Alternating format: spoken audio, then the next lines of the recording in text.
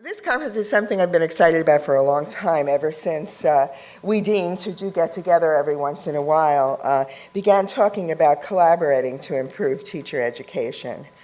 And since I began learning about the groundbreaking work that Deborah and her colleagues are doing at Teaching Works, we've had many discussions about policymaker and media criticisms of teacher education, and about how one important response that we could make would be to actually, as leading institutions, set out our own beliefs and practices and help to be models. So we all know that teacher education is at a crossroads, and it seems like every week we read another story or an editorial bemoaning the state of teacher preparation. Of course, the empirical evidence we've always yearned for that supports the important role of the teacher, something we've known inherently forever, but all the empirical work showing how the teacher is the most important influence on learning has led people to the conclusion that if we want to improve education, we'd better work on teacher education, so it's no wonder that there's so much focus on it. Underlying some of the uproar is an old dilemma. How do we balance theory and practice? What is the appropriate role for practical learning and the preparation of teachers? And what's the role of knowledge? Knowledge about subject matter, knowledge about students, theories about pedagogy. Of course, there's no answer to this question. There's obviously a need for a balance of theory and practice and integration of theory and practice. But two trends are now forcing us to be more thoughtful about how we frame that integration. One trend is the dissatisfaction on the part of schools and districts with the preparation of teachers from day one, with their readiness to go from day one. And the focus on new teachers is incredibly important. Deborah and I were at a meeting 2 weeks ago where we learned from the Department of Education, so we hope we believe it, that the modal number of years of experience of the teaching force in the US is 1. That is not median or, average, obviously, it's modal, but that was astounding. So new teachers are entering the teaching force at an accelerating rate. I mean, new unexperienced teachers, and of course, people are anxious that they are immediately ready. The emphasis on day one has led to alternative programs, to responses among education schools and allies like NCATE to focus on clinical practice. We all know about the NCATE report that talks about flipping teacher education, so the clinical field placement is at the heart. And at the most extreme, the uproar has led to new non-university-based schools of education that focus only on learning from practice and not at all on scholarship. In fact, they see their divorce from scholarship as a selling point, as if scholarship were an impediment to good practice, as if there would never be new knowledge to incorporate, but we could learn everything we needed to know from observing excellent teachers now and preparing new teachers in that mold. Ironically, this emphasis is coming now at a time when there is, in fact, an explosion of new knowledge incredibly relevant to teaching, the new research on learning. And this is the second trend that makes a reframing of the theory-practice balance essential. In the last 20 years, we've seen rapid advances in our understanding of how people learn, and these developments will be at the center of nearly all conversations about education in the next several years. New findings about how both adults and children take in information most effectively are streaming in from fields like cognitive psychology and neuroscience. We've learned more about learning environments, particularly about how they shape and inform the learning experience. We've learned about the trajectories students are likely to take through various subject matter concepts. And shaping subject matter to reflect these new empirical understandings is likely to encourage the learning of the concepts and help teachers assist students move along these progressions. New adaptive learning technologies help assess student learning and inform the teacher about where students are in their developing understanding and help them with the answer of what's next if the student is not on path toward understanding the concept. How will we incorporate this new knowledge into teaching and teacher preparation? Asking that question means facing up to the knowledge theory practice dilemma, and this conference and the work represented here, focusing on how knowledge and theory are essential parts of teacher preparation, but framing their best role as informing practical strategies teachers can use is part of the conversation we must have. How can knowledge and theory be made most relevant for practice? How can we be sure that new learning about learning doesn't simply get incorporated in a unit in the EdPsych Foundations course, but informs how we prepare new teachers for practice? What does practice-focused teacher education look like, and what will it look like in the future as new knowledge is incorporated? That's what we're here to discuss today. Integrating knowledge and practice is an old TC idea. In 1899, James Earl Russell, who was the first dean and president of TC, established 4 central goals for the college: general culture, special scholarship, professional knowledge, and technical skill.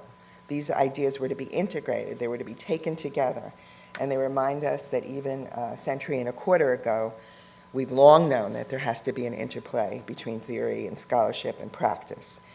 And during John Dewey's 50 years at Teachers College, he, of course, focused on the classroom, and well before we understood what we now do about learning progressions and how students learn, Dewey sought to change education by grounding it in students' developmental capacities. So Teachers College is a wonderful place to host today's discussions, and we'll bring you up to date, skip over some of the last 125 years to what we're doing now, with some current TC advances like our residency program and our efforts to fill the gap between the learning research and what actually happens in the preparation of teachers. And of course, we're so happy to have our colleagues from Michigan and Teaching Works with us, as well as a number from around the country who will engage in today's discussions. And it's now my pleasure to introduce you to Deborah Loewenberg-Ball, who will share a bit about the conceptual framing for today's conference. Deborah is the William Payne Collegiate Professor in Education at the University of Michigan and an Arthur F. Thurnau Professor. She's Dean of the School of Education and Director of Teaching Works. We all know that Deborah is not only a past teacher, but she's a present teacher continuing to teach elementary school students. In fact, the next 2 weeks are the mathematics camp at Michigan, where Deborah will be teaching elementary school students. She's an expert in teacher education, particularly in how professional training and experience combine to equip teachers with the skills and knowledge they need. So she's the perfect person to collaborate with us in this conference today, and it's my pleasure to welcome Deborah. Susan did a lot already to frame the issues that we'll be talking about, so we're doing kind of a duet here. And I'd just like to add a couple of things that make this question particularly pressing that we're working on today, clarify a bit what the issues are, and warn us about some of the pitfalls that these conversations tend to fall into, and see whether we can, across the day, try to manage and avoid falling into some of those, but they're quite real and quite perennial. I also wanted to just frame a couple of questions that we might take with us throughout the day as we listen to different people who are working in different parts of the arena that might inform our ability to answer this question about how might one better balance new advances in research on learning with the effort to improve and make more practice-focused the professional training of teachers. So I thought it was interesting that Susan chose to share a statistic that we both found incredibly striking, to learn that the modal number of years of experience in the American teaching workforce right now is 1. If you see the graphs that we saw displaying this, you could see that in about 1985, the distribution of years of experience among the American teachers was much more bell-shaped, and the modal number of years of experience then was about 15. So it's actually quite a dramatic shift. I mean, one could argue that American teaching was shaped to be a transient workforce and that it shouldn't surprise us that much. But even with that, 15 years as the mode is pretty different from 1 year as the mode, and the distribution now looks, looking from your point of view, like this, so that the most number of people have taught just 1 year. And what I think is important, not just to be shocked by, but to think about that might help press this conversation we're having today, is that if you listen to the policy debates about how to improve American schools and what's wrong with student learning, I would say that most frequently, particularly in international comparative conversations, what we hear is other countries are selective, much more selective, and admit much more talented people into teaching. And there's hardly a mention often of what the training looks like in other countries, but an incredible focus on selectivity. So I'd like to put back in front of us why it's so important that we're here talking about teacher education and not recruitment. Not that recruitment's not important, but the incredible domination of that as the key to solving American school problems seems to us misplaced when you think about this problem of an incredibly transient workforce. So one point to say is that it's hard to imagine that by selecting people who have been successful academically in school, that they would somehow come with usable knowledge dealing with advances in cognition that they would be able to just readily put to use in the service of helping children learn. It's not the kind of thing that people who have great academic backgrounds themselves are going to naturally know how to do. And I think it's illustrative of the fact that in order to teach, one needs to kind of convert the sorts of things one knows, learn new things, learn to transform what one knows into usable form for teaching. And while it may be important to have been a good student oneself, and the vote is still out on how that bears on teaching well, in any case, even if one were, one would need a good deal of opportunity to renew, refresh, and transform what one knows. So the problem before us is one in which it's quite obvious that in order to answer the question that we put before us today, teacher education will be important, not just teacher recruitment. A second issue is that when we look at the teaching workforce, it's still disproportionately not mirroring the composition of the American school children population. So we have a population of school children approximating about 1 in 2 children who are students of color, low-income students, and we have a teaching workforce that's about 14% minority. So we have still a big disconnect between who goes into teaching and who our children are. Another reason why recruitment alone isn't likely to be the only solution to our problem. We actually have to think about who goes into teaching and what they learn to do, taking advantage of their experience to teach children. So the conference today is about teacher education and trying to ask the question, how could we take advantage of new advances in research on learning, new advances about the brain, about cognition, and think about what that might mean for improving practice. Now, as Susan said, this is not a new question.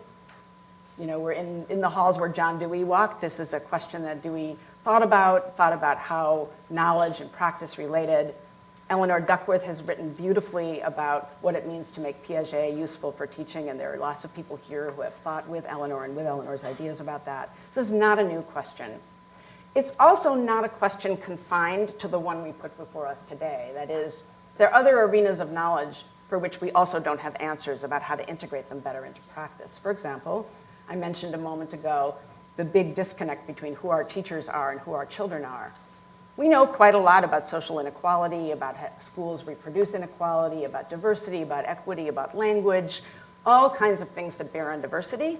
And yet in our teacher education programs, we continue to struggle about how to connect knowledge about all of those factors, about stratification, about inequality, about difference, and make it usable for practice. It's quite a frequent comment by those learning to teach that they've heard more and more about how schools are unequal, and yet they come out not knowing what to do about it and mostly feel guilty and worried.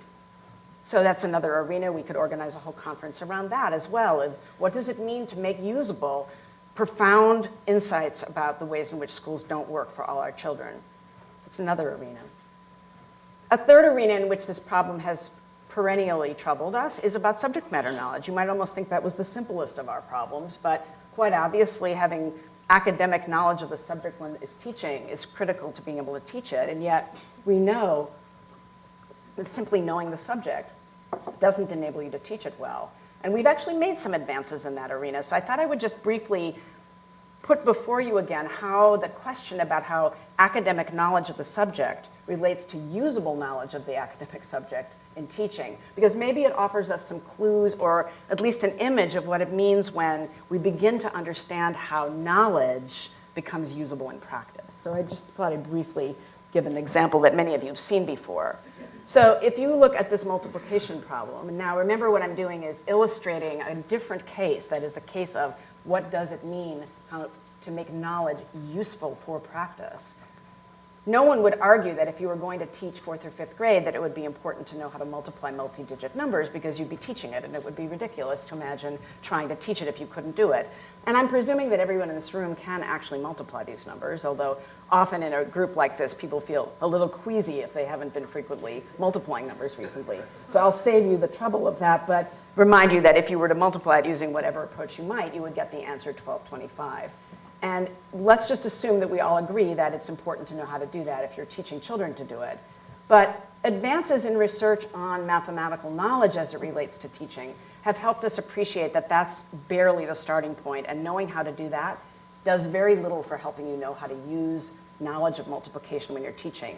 And the example I'm about to show you, I want you to understand, is not about how to teach multiplication, nor is it about particularly about how multiplication develops over time in children's learning. It's simply about the transformation of knowing math into something usable about math for teaching so that you could actually learn how to teach it.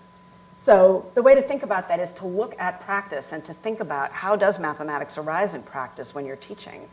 And one thing that happens frequently if you're teaching multiplication is that students don't get 1225 when they're first learning it.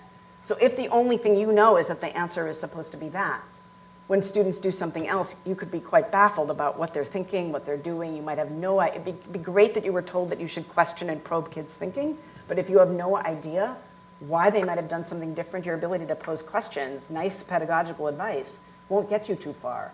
Knowing about child development also won't get you too far. So it has been important to try to think, what do you have to understand about the math so that you're even in a position to use it for practice? So here is the kind of thing I mean. Students can get answers very different from the correct answer. And I'd like you just to take a moment to see how easy or difficult is it for you to look at these incorrect answers and surmise what might somebody have done mathematically to produce these answers. Because doing that is an example of knowing it in a usable form for being able to ask a question or pose another problem or something. So turn to somebody next to you for a moment and just see how quickly are you able to figure out what somebody might have done to produce those answers.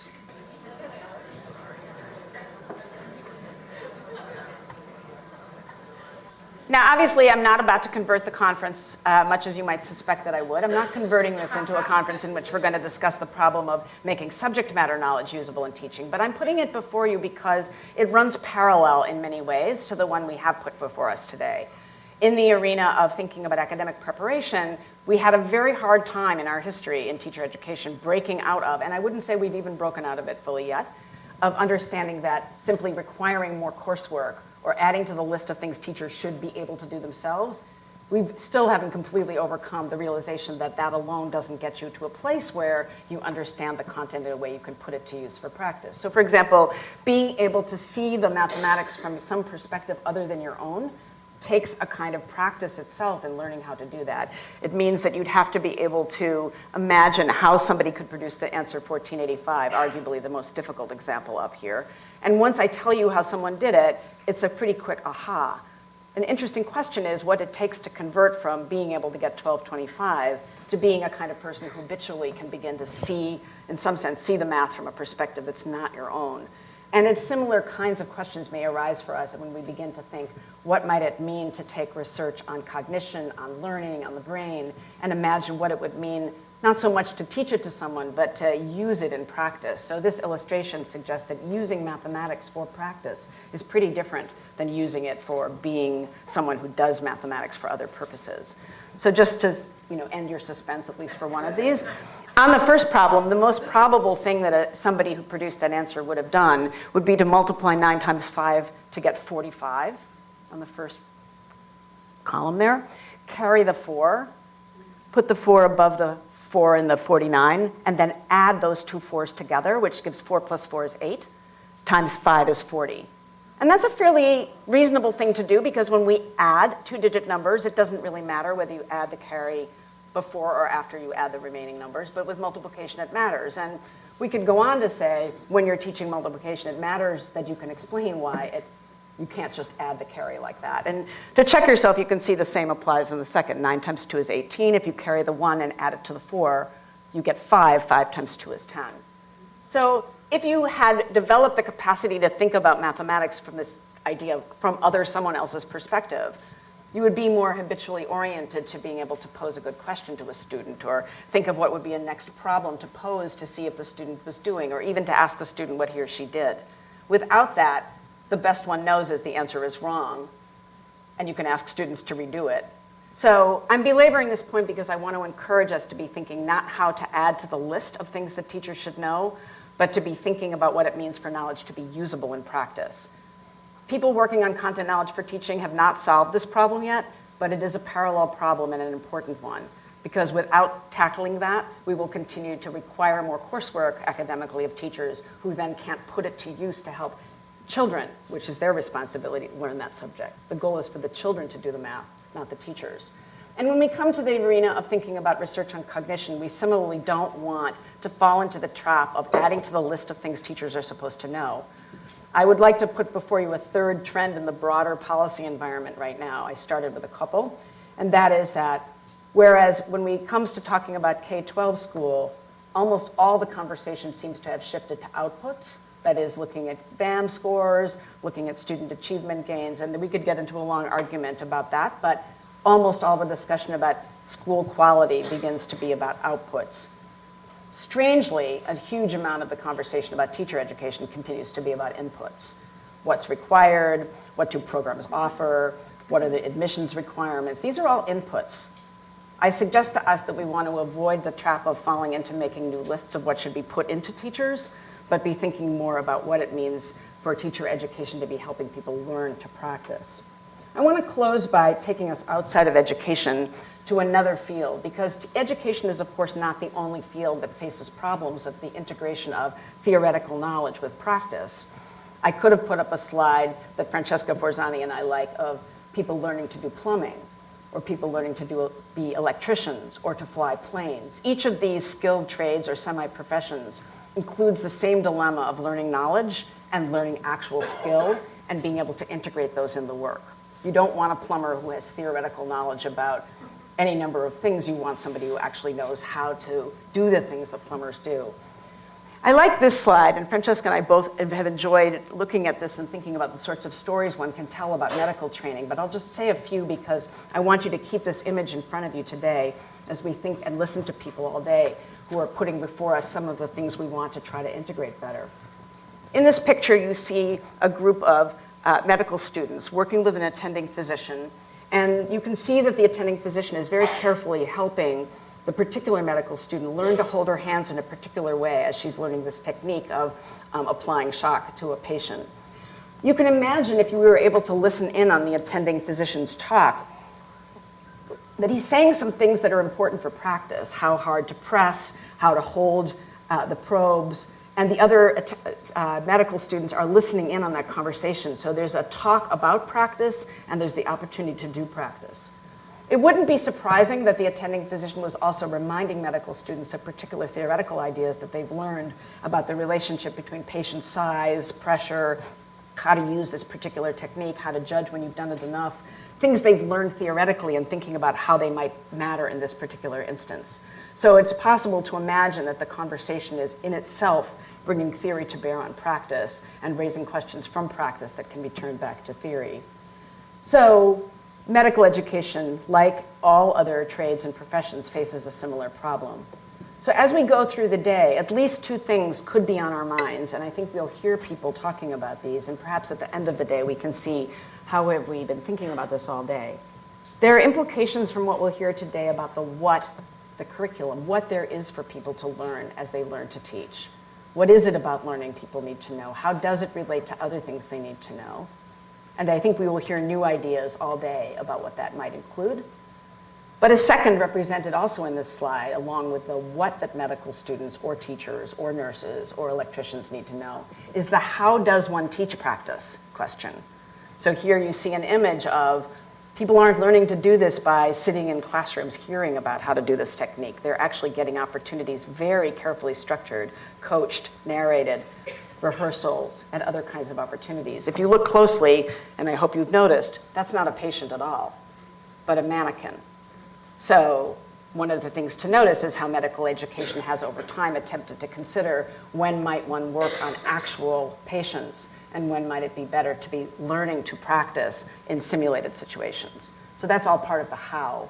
So as we think about the implications of the problem we put before us today, we want to be thinking, what is there for teachers to be learning, and what is there to think together about as we try to integrate research and knowledge about learning with practice, not only what, but how might one learn to do that integration. So by the end of the day, we don't want to have a new list of topics that should be smashed into our educational psychology courses. And we don't want to have simplistically thought that it's all about whatever happens out in schools. We want to think in much more complicated ways about what it means to relate knowledge and practice.